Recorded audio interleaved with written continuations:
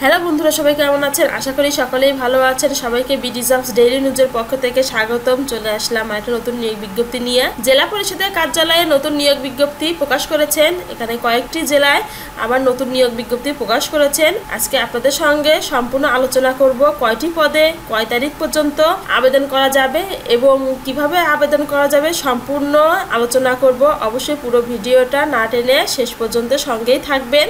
আর বন্ধুরা, আপনাদের কাছে আমার একটাই রিকোয়েস্ট, আমাদের চ্যানেলটি যেহেতু সরকারি, বেসরকারি এবং ব্যাংক সম্পর্কিত নতুন নতুন সার্কুলার দিয়ে থাকি, অবশ্যই আমার চ্যানেলটি সাবস্ক্রাইব করবেন এবং পাশে থাকা বেল আইকনটি ক্লিক দিয়ে রাখবেন যেন সবার আগে নোটিফিকেশন আপনার কাছে পৌঁছে যায়। এখন বিস্তারিত আলোচনা করছি। জেলা পরিষদ নোয়াখালী জেলা পরিষদ ভবন, সোনাপুর, নোয়াখালী। এখানে ফোন নাম্বার উল্লেখ করা আছে। এখানে 2টি পদে নিয়োগ বিজ্ঞপ্তি প্রকাশ করেছেন। ইলেকট্রিশিয়ান পদসংখ্যা 1টি এবং বেতন 8,800 থেকে 20,290, গ্রেড 18 এবং যোগ্যতা যে কোনো স্বীকৃত বোর্ড হতে 6 মাস মেয়াদী ইলেকট্রিক্যাল ট্রেডে কোর্স সম্পন্ন হতে হবে এবং অভিজ্ঞতা সম্পন্ন প্রার্থীদের অগ্রাধিকার দেওয়া হবে।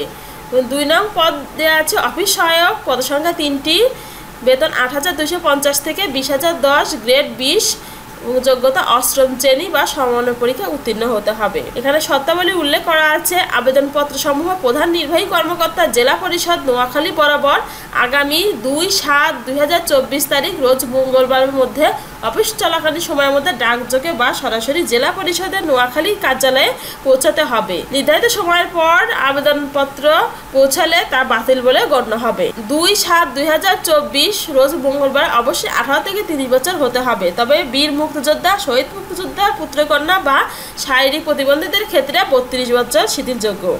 এবং আবেদনের সাথে যে সকল তফসিল ব্যাংক থেকে প্রধান নির্বাহী কর্মকর্তা জেলা পরিষদ নোয়াখালী অনুকূলে অফারের যোগ্য 100 টাকার ব্যাংক ড্রাফট বা প্রে অর্ডার আবেদনপত্রের সাথে দাখিল করতে হবে। পোস্টাল অর্ডার ও গ্রহণযোগ্য হবে না। এবং আবেদনপত্রের সহিত নিম্নত কাগজপত্রাদি কি কি সংযুক্ত করতে হবে সবকিছু নিম্নে উল্লেখ করা আছে। অবশ্যই চাকরি প্রত্যাশী ভাই বোনরা আগে ভালো করে সার্কুলারটি পড়ে নেবেন। তারপরে আছে আরেকটি জেলা সাতক্ষীরা।